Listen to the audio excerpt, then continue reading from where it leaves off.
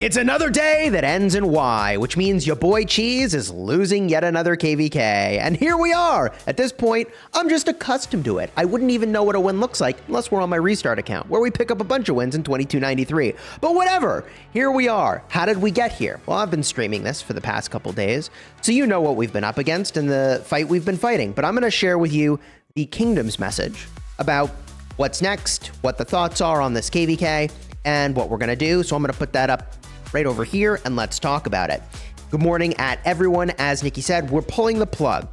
However, if you want to be a nuisance for them in their Kingsland for the next few days, you have my blessing. So, got a Kingdom message. We were going to fight for the Zig today, but apparently we called the whole thing because I don't think we were going to win. And I'll talk about what it is we needed to do to fight for the Zig and have a chance to win in just a minute. Although if you were on stream, you know. So, a summary of what to do for the next few days. We did relatively well considering how many kingdoms we fought, and this is true. I showed this on stream. I'm pretty sure we were fighting all 6 enemy kingdoms at the same time at different points throughout Kingsland, or even for the majority of Kingsland, which, you know, it is what it is, and our allies tried their best, but sometimes best isn't enough to get you your end goal, which is fine. You win some and you lose some. Or I think here we've lost like 5 KvKs in a row now. I just got here. I don't actually know our record, but I think this is true that, like, our allies weren't able to win their 1v1s, which means we need to cover their 1v1s. And could we cover them? No, we couldn't. And it's just a statement of fact. It's not ally blaming. It's just a pure statement and observation of what actually happened. We couldn't be in all the places we need to be and do all the things we needed to do, so we take a fat L. We'll reach out to individuals who didn't make the cut for requirements, and they'll be asked to leave. Please prepare yourself to be out by the end of KvK. I think that's good. Gotta cut the dead weight. There's always some in every KvK, but I will say this, of sort of activity and expectations in my Call of Dragons group, which is, I'm feeling like one of the best run groups I've ever been in. If we have less than 100 people online, we're like, oh man, we're really down bad. We're low on numbers right now. Like, we have like 160 people peak for pass openings out of the, you know, max of 200 that you could have in a shell, which is pretty good. So I think aspirationally, that's the thing to shoot for, is somewhere in the realm of 80% plus of a shell online for like big fights and pass openings. I don't even know what we had online. I'm not an officer. I couldn't see, but I'm just, you know, that's what I would want to shoot for. And I think it's right to ask people to leave for sure. As most of 68 haters will be in LKC, Discord, and other platforms trash talking, ignore it. Trust in this scenario, it is bliss. It is true. You don't have to look. I don't have to look. And I don't have to know. And it doesn't even matter. Because, like, what new thing could you say about Chisgule losing a KvK? I would actually be really impressed if you came up with something new to say. I've lost more than I've won at this point on my main account. This was the first KvK as a group. So they're referring to the fact that SW came here to 2268. And in my opinion, I want to say we did good. We must learn to walk before we can run. We have things that we could work on and build better foundations. And I do think there's things that we will go, hopefully, improve as we move forward. I mean, that's true. New bunch of folks came in. We had like 29 people we brought. But yeah, there's certainly things we can go look at and improve. Everyone gets emotional at a time like this. Don't send any retirement mails. It won't look good if you don't retire after you cooled your head off. So this is actually really good advice. I, in college, remember distinctly getting a grade for a presentation that made no sense. And this was a really weird entrepreneurship class where, like, everything was weird. Like, the very first day of class, you gave a presentation and then you were sat at a table. And then afterwards, it was explained that each table represented your letter grade. And this is the A table, the B table, the C table, the D table, and the F table. And, like, there was an even distribution in all tables. So, like, literally day one, you had to present who you were. You got a grade. And I actually did well in that presentation. I was at the A table. In fact, I was at the A table for so long that they split the A table into leaders of all the other tables. And because I was the front runner of the A table, they made me the leader of the F table.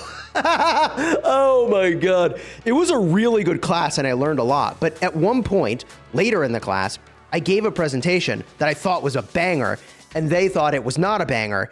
And I sent them an email afterwards. I was like, WTF? And it was a really good lesson for me. And like, man, if I had just waited 24 hours before sending that mail, I would have said it differently, right? I was a little heated, and like, yeah, I was. So this is really good advice. Like, this might be the best work advice I could possibly give you that applies to almost anyone. If you're emotional, don't send the email. It'll probably be fine tomorrow. Okay. And also, as it turns out, one of my favorite entrepreneurs that I follow now, Alex Hormozy, who's the GOAT, on his way to $1 billion. Holy cow, the dude is nuts. He also said something similar, which is like, there's probably, if you're heated, you probably don't have to respond right now. Like, the situation probably will not change the next 24 hours in a way such that you had to send this message now. So if you're gonna think you're gonna quit, don't send the mail now is good advice. P.S. Don't go around blaming others for the loss. This is true. TBH, it's a mess up on Diplo side, and I will own up to it. I will remember to stack allies in our favor next time. And like, you know, it's just pointing out the fact that, yeah, no, we had to cover for the 1v1s that our allies could not win. And they like literally the best they could. And that's like, I don't know, people are going to call it ally blaming. They always do, no matter what I say, they call it ally blaming, but like, there's facts of what happened. And the fact is they couldn't win their 1v1s. And their matchups where they were touching enemies. And so like, we needed to be there, and we couldn't be everywhere, or when we tried, we lost. Now, I do think we made some strategic choices that could have been better. And I'm going to go talk about those in a minute here. There's some shout outs here at the end to a bunch of folks that showed up big, and it's true. But let's actually just move around the map and talk about just one or two opportunities that I think could have made a difference. Because you may remember at one point, we actually owned this pass. We had pushed all the way along this line, and we took this pass. And when I woke up, we were like doing a bunch of back flagging, and they were in their uptime, and they were pushing us, and they cut this line that we had from SV that went to their pass. And we were like, this was the road to victory. We were 3 flags from winning and like removing these guys from Kingsland and then snowballing it. And it didn't happen. And one of the things that we were doing is we were back flagging, and we didn't have anywhere to go. Like, we were up against this mountain. So at some point it was like just GG. And if we had instead used those back flags as forward flags in our uptime when the burning was free, like, we could have had the same amount of buffer, but they would have had less land. And it may not have changed the outcome, but I think for me personally, I didn't think of that in the evening when it was happening.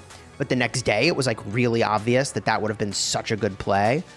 Even though we were like somehow low on flags, to have been doing those sort of forward flags would have been a really, really good call. And, you know, the other takeaway I will give to folks that I knew, you probably knew, most people probably know, is that sweeping the outside is where it's at, man. Like, it's not about really controlling the middle, although there's value to it. Cutting lines is where the magic is, hands down.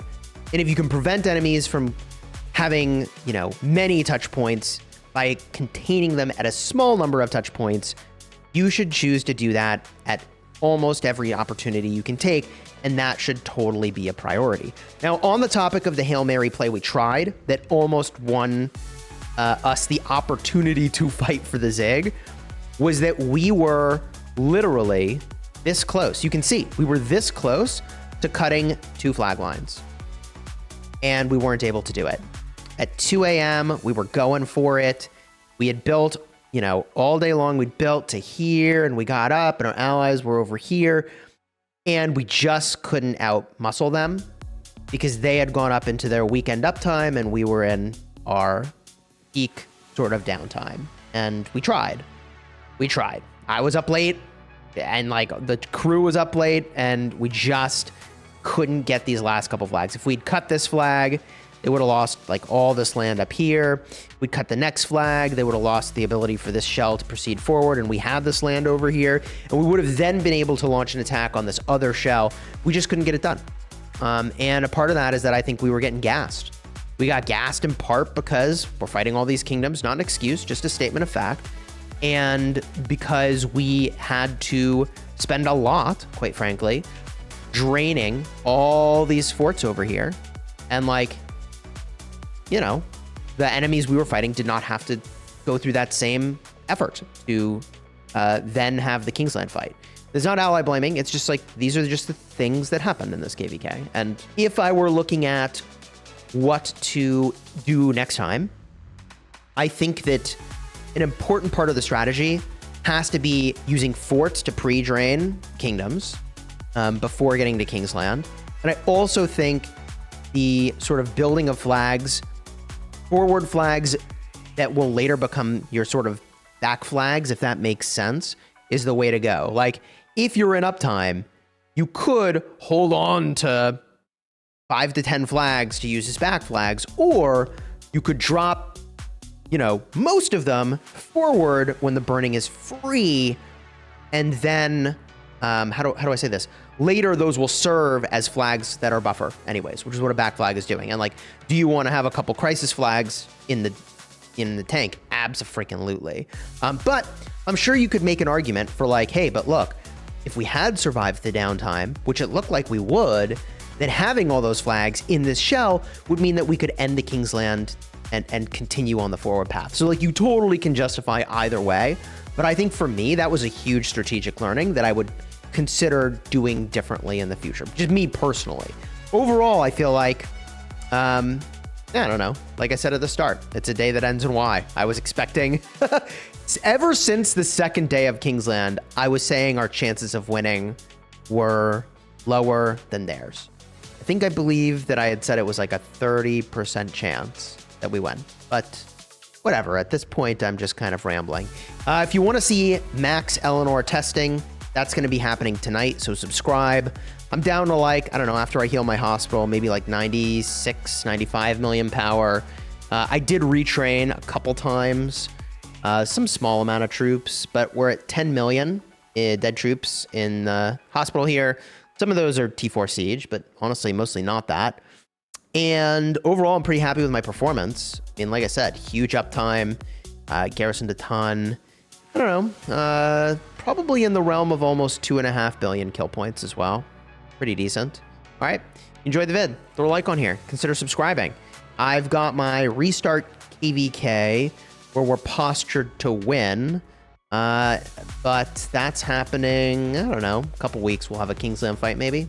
I can't keep track anymore, man. I need to sleep and recover. But instead, tonight, Eleanor testing live stream, probably. I just need to get a little bit of confirmation on maybe what shell I'll use to make sure that we don't mess up people needing to move between shells as they're fighting. And also, I need to figure out which players would even have enough troops to do a testing. Like, I actually don't know if people have enough troops to do this testing. Maybe not, man. Maybe not. GG. Whatever. Yeah. Oh yeah, Arc casting on the official channel tomorrow. All right, I'm tired. I need to go mellow out a little bit. You enjoyed the vid? Throw that like on here, subscribe. Until next time, you have fun smashing your kingdom, your enemies. I don't know. I can honestly say I smashed some enemies in this KvK, but we did not win. So here we are.